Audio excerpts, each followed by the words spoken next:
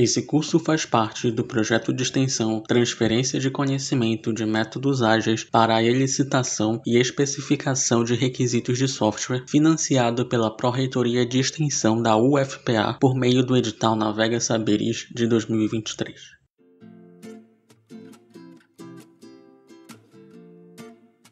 No módulo anterior do nosso curso, nós vimos a Inception, a primeira de 5 cerimônias do método React, que é utilizada para estabelecer a visão geral de um produto que será desenvolvido. Neste módulo, entraremos na cerimônia de Story Discovery, momento em que utilizaremos a técnica de User Stories para começar a elicitar os requisitos do nosso projeto. Esse módulo está dividido em Visão Geral, Descobrir Stories, Descobrir Overall Model, Descobrir Prioridades e Inspecionar. A Story Discovery é uma cerimônia time box com tempo definido, dividida em 3 etapas, que tem como principal objetivo nos auxiliar a elicitar User Stories a partir das Personas Goals e Journeys definidas anteriormente, assim como System Stories a partir das restrições do produto e das Constraint Goals definidas também anteriormente. Além disso, essa cerimônia tem como objetivo conceber um Overall Model com base nas User Stories. E por fim, esse é o momento em que começaremos a priorizar esses requisitos que foram encontrados. Todos os atores participam dessa cerimônia, e ela é dividida nas etapas de Descobrir Stories, Descobrir Overall Model e Descobrir Prioridade. Os artefatos que são gerados durante essa cerimônia são User Stories, System Stories, Overall Model e um gráfico de priorização. User Stories, ou Stories do usuário, são uma forma de descrever requisitos de um sistema de forma contextual. Uma Story representa uma funcionalidade que o sistema deve ter. No React, há a adoção de 2 tipos de Stories, as User Stories e as System Stories. User Stories representam os requisitos funcionais, já as System Stories representam os requisitos não funcionais. O texto da User Story deve seguir um padrão, onde é possível identificar a persona, a funcionalidade que aquela persona precisa e o objetivo ou meta que aquela persona irá atingir por meio dessa funcionalidade. Esse objetivo ou meta é identificado nos User Goals modelados na fase de levantamento de personas. Já a funcionalidade é a descrição do que o sistema deve implementar para que aquela persona possa atingir aquela meta. Como exemplo de User Story, nós temos que a persona Thiago Guimarães quer criar listas e adicionar a elas obras disponíveis na plataforma para atingir o objetivo de criar listas e playlists de filmes. Já o padrão das System Stories deve indicar um título, a descrição da restrição que será implementada e conter um atributo de qualidade. No nosso exemplo, nós temos a necessidade de otimizar a transmissão de vídeo. E para isso, é preciso implementar tecnologias de compressão eficientes e entrega de conteúdo via CDN, para garantir uma transmissão de vídeo sem interrupções e com carregamento mais rápido. O atributo de qualidade aqui é o desempenho e a eficiência do sistema. Tanto a User Story quanto a System Story devem receber um identificador único para garantir a rastreabilidade desses requisitos ao longo do ciclo de vida do React e da implementação do projeto. Conforme vimos anteriormente, a última cerimônia do React é a Inspection, momento em que há a avaliação e validação dos requisitos que foram criados em cada cerimônia. Dissemos também que ela ocorre durante todas as cerimônias, e não apenas no final do ciclo de vida do método. E assim, após identificar as nossas histórias, nós vamos entrar agora na inspeção delas, onde faremos a verificação e validação dos requisitos expressos nela. A ideia da Inspection é avaliar se as histórias produzidas estão corretas, são testáveis, pequenas o suficiente e se estão alinhadas às reais necessidades do cliente em relação ao produto. Essa inspeção é feita com o uso dos critérios INVEST. Os critérios INVEST representam um acrônimo para 6 parâmetros que devem ser avaliados em cada requisito levantado.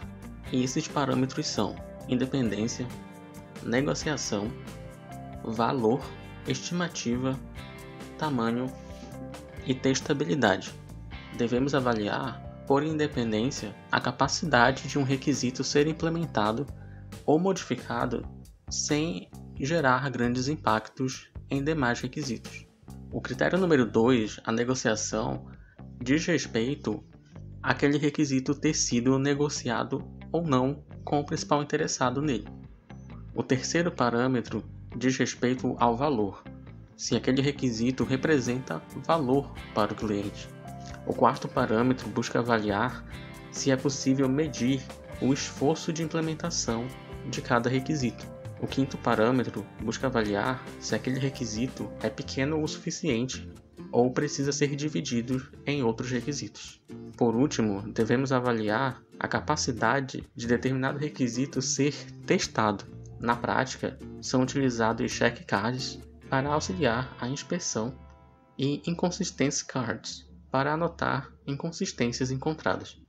E assim, o check card utilizado nessa etapa ele deve conter todos esses parâmetros e, de forma colaborativa, cada um deles é avaliado em cima dos requisitos que estão sendo inspecionados naquele momento.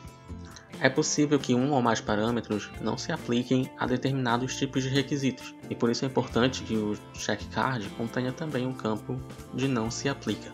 Caso um requisito reprove em um dos parâmetros, deve ser criado então um card de inconsistência que deve conter a descrição do porquê aquele requisito não atende aquele parâmetro e qual a possível solução que deve ser utilizada para resolver esse problema.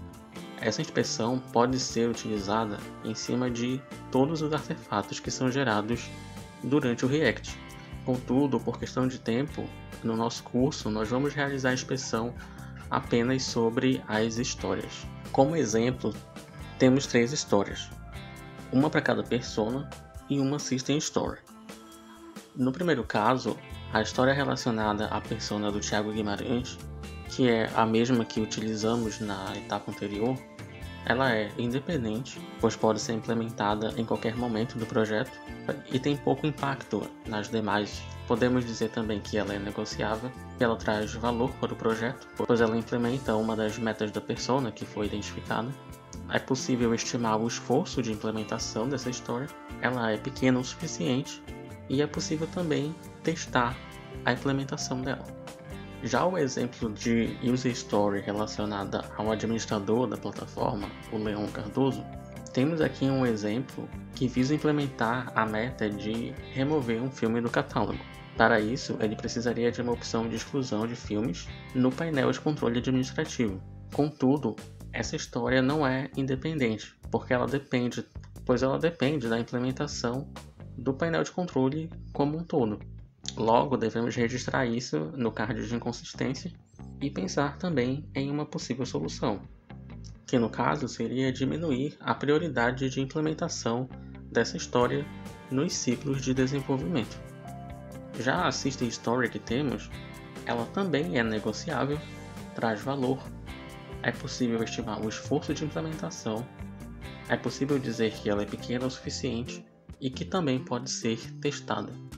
Devemos ressaltar que a inspeção sobre os requisitos ela deve ocorrer de forma colaborativa, ou seja, mais de um autor deve participar desse processo. Contudo, podemos ver que no caso das histórias do usuário que representam funcionalidades, é mais provável que o Customer e o Facilitator tenham maior expertise, maior conhecimento para poder fazer essa avaliação. Já quanto às System Stories, é possível dizer que o time técnico é que vai estar mais capacitado para avaliar.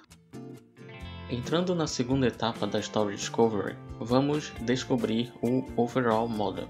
O Overall Model nos ajuda a projetar a arquitetura funcional e os objetos que compõem o produto. Para realizar essa etapa, devemos identificar classes e os possíveis colaboradores de cada classe.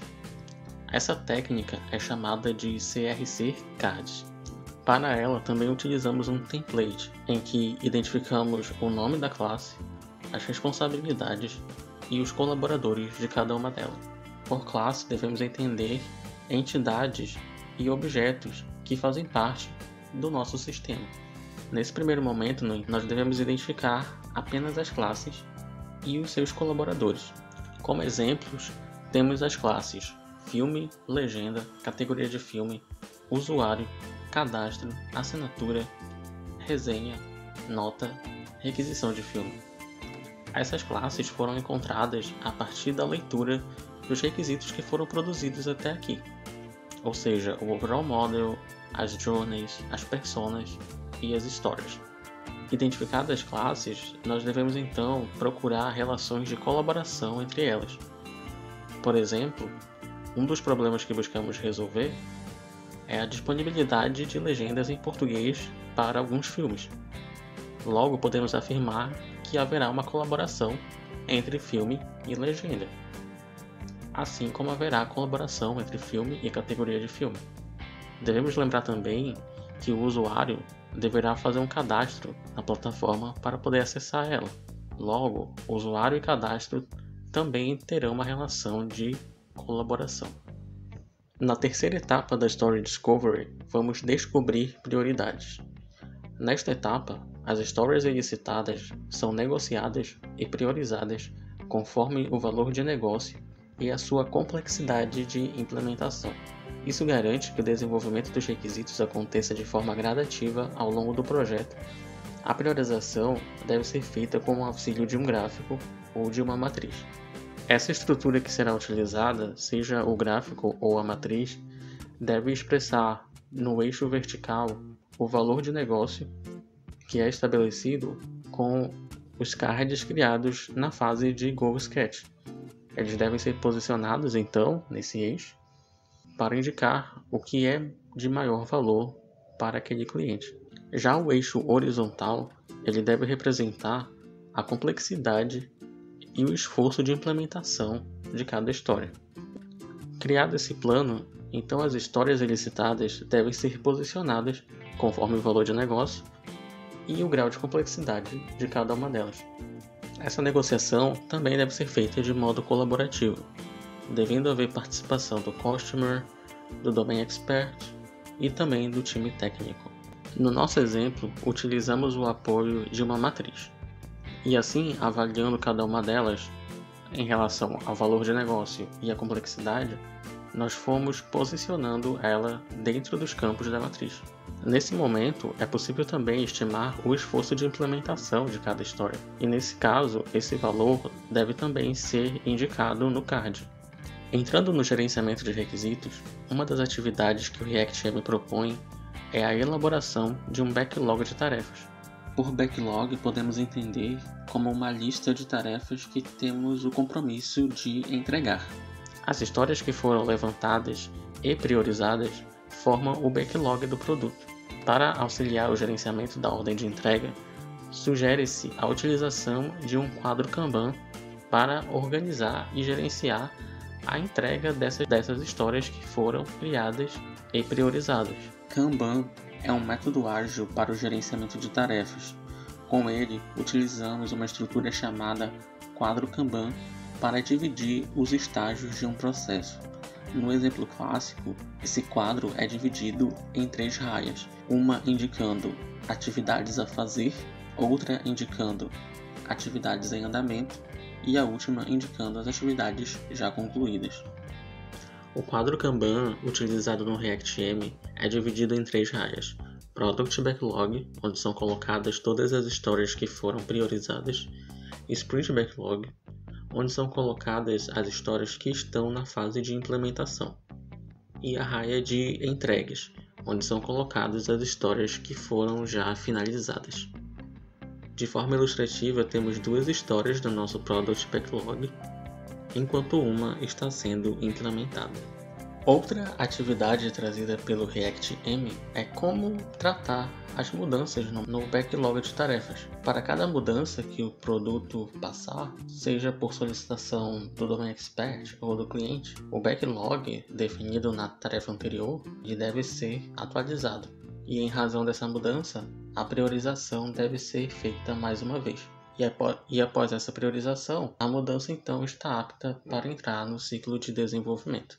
Para auxiliar o tratamento de mudanças no backlog, o ReactM propõe a utilização de uma planilha de controle, em que é registrada a data, o responsável pela solicitação, uma breve descrição da solicitação pedida, quais user stories serão impactadas e quais novas user stories surgirão por causa dessa mudança. E após a avaliação de priorização e de esforço de implementação, o grau de esforço também deve ser registrado nessa planilha.